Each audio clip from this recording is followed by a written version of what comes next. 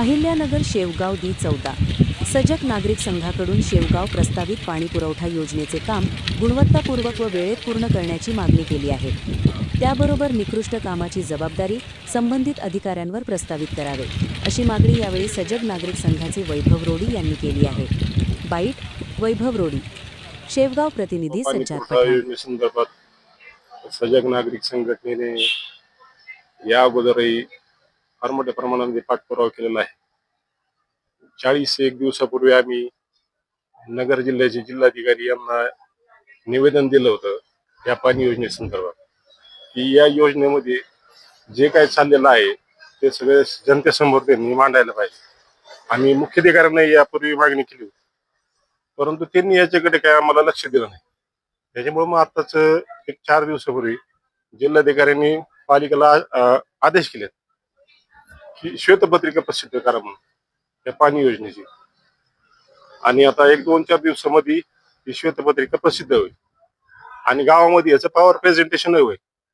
हे जे गावामध्ये जे पॉवर प्रेझेंटेशन होणार आहे हे आम्ही सगळेच सजग नागरिक संघाने जी मागणी केली होती त्याचाच एक भाग आहे। त्याच्यानंतर आम्ही अशी मागणी करतो की आता ही झाली योजना समजा एक वर्षभरात पूर्ण होईल असं सगळेच जण सांगतात, सगळे राजकीय पुढारी वगैरे सगळे सांगतात, परंतु आमचं एक असं म्हणणं आहे की या योजनेचा तपशीलवार कृती आराखडा या श्वेतपत्रिकेच्या माध्यमातून सगळ्या जनतेसमोर आला पाहिजे। त्यानंतर दुसरी एक मागणी अशी आहे की गुणवत्ता, हे जे मटेरियल जे वापरलं जातं या मटेरियलची जी गुणवत्ता आहे ही BIS भारतीय मानक ब्युरो जो आहे या ब्युरोने मान्य केलेलं आहे का हे मटेरियल कोणतं चाललेलं आहे, काय चाललेलं आहे, ही कृती आराखडा आहे, संघर्ष समिती आहे, अमुक तमुक हे सगळं चाललंय, परंतु या गोष्टीकडे कोणी लक्ष द्यायला पाहिजे। तर आमची ही देखील एक मागणी आहे की कृती आराखड्यामध्ये या सगळ्या गोष्टींचा उल्लेख त्याच्यामध्ये आला पाहिजे। म्हणजे भारतीय मानक ब्युरोने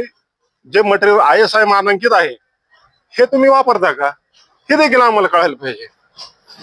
त्यानंतर या पूर्ण जी योजना आहे या योजनेचं थर्ड पार्टी ऑडिट झालं पाहिजे। हे ऑडिट अत्यंत महत्वाचं असून ह्याच्या मार्फत जी काय मंजूर निधी आहे हा मंजूर निधी योग्य प्रमाणामध्ये आणि योग्य ठिकाणी खर्च झाला का नाही हे सर्व जनतेला शेवगावच्या समजलं पाहिजे। त्याच्यामुळे आमची ही देखील एक मागणी आहे की ह्या संपूर्ण योजनेची थर्ड पार्टी ऑडिट झालं पाहिजे। आणि सगळ्यात महत्वाची गोष्ट आहे की जबाबदारीचं बंधन, किंवा ह्याच्यामध्ये आता कोणी म्हणतं 8 महिने लागेल, कोणी म्हणतं 1 वर्ष लागेल, परंतु नेमके किती किती महिन्यांनी आमच्या नळाला पाणी येणार आहे प्रत्यक्षात? आता याच्या अगोदर मुदत जी दिली होती ती मुदत तर निघून गेली, परंतु आता परत पुढची मुदत, आणि जर ती मुदत जर संपली तर मग हे जबाबदारी द्यायची कोणाकडे? तर आमची ही देखील एक मागणी आहे की ह्याच्यामध्ये कामाच्या काही त्रुटी समजा ज्या आहेत हे विलंब झाल्यास याची वैयक्तिक जबाबदारी जी आहे संबंधित विभाग प्रमुख आणि प्रशासनाने घ्यायला पाहिजे। या अशा सगळ्या मागण्या आहेत।